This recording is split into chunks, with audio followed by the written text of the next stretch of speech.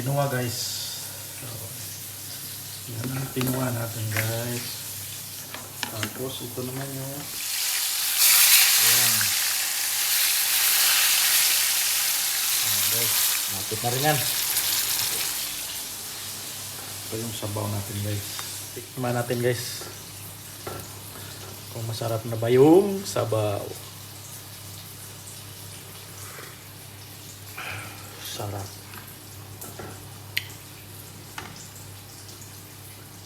Yes.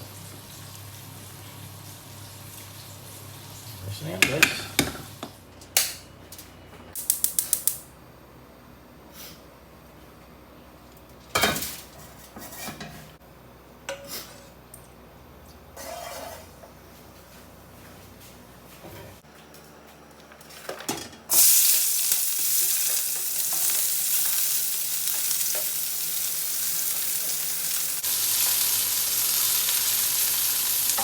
Guys, sweet and sour ang babanatan natin guys. Isa na rin natin ito guys. Yan.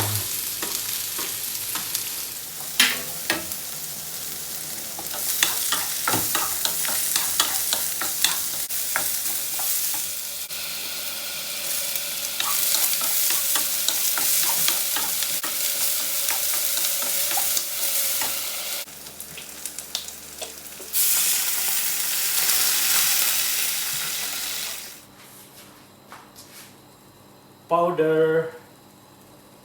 Wow.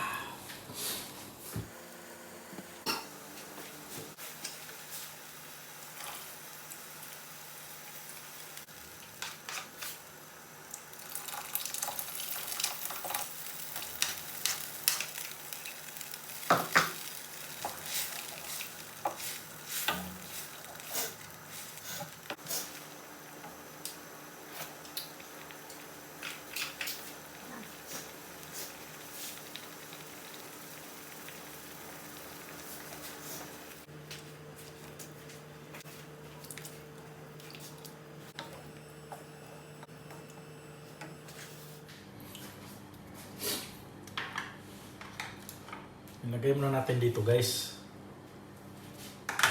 para magos yung lasa.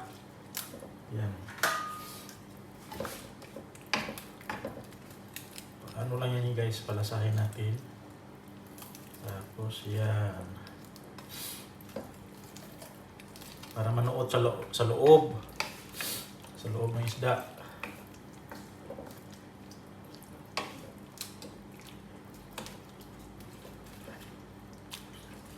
So,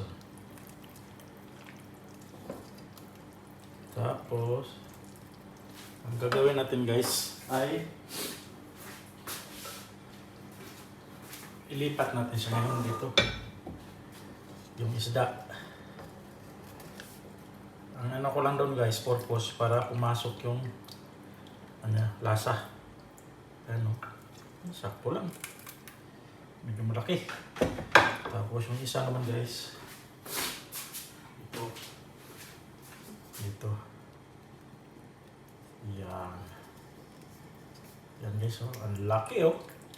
Siya nga pala guys, ito yung mga huli namin guys. Nalapu-lapo, oh. Panaluto. Dahil nga yung pinag-isipan namin New Year o Christmas. Kaso hindi naluto noong Christmas. So ito siya ngayon. Naluto na siya. Para sa mamaya. Yan guys. Lagay na natin yung guys. Maraming sabaw guys. Alam mo bakit guys? Pinamihan ko. Sigurado yan ang maunang maubos.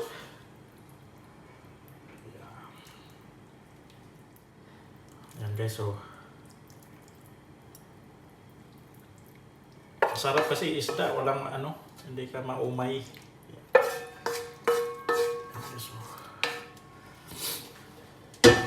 Wow! So ito na yung finished product natin guys. Yan guys. Yeah. So sila nang bahala mamaya guys kasi wala tayo. Sana makahabol tayo sa celebration mamaya. Lagyan pa natin ng toppings guys. Ito yung mga toppings natin guys. Oh. Pero dapat mamaya na nga ito eh. Kaso, yan.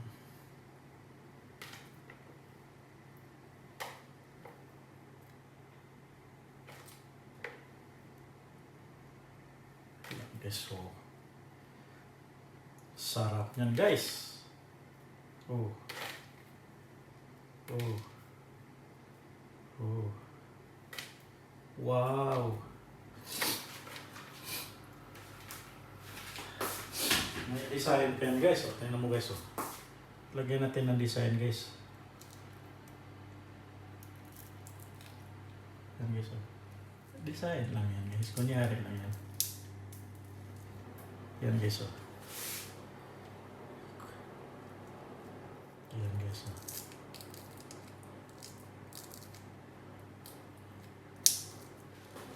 Saan ka pa? Yan guys. O. Wow! Oh.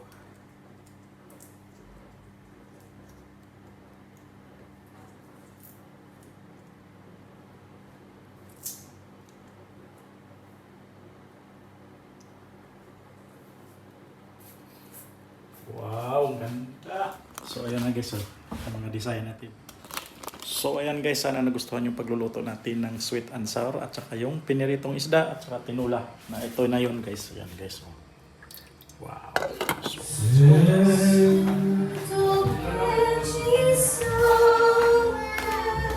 So, man naging lahana. Ha?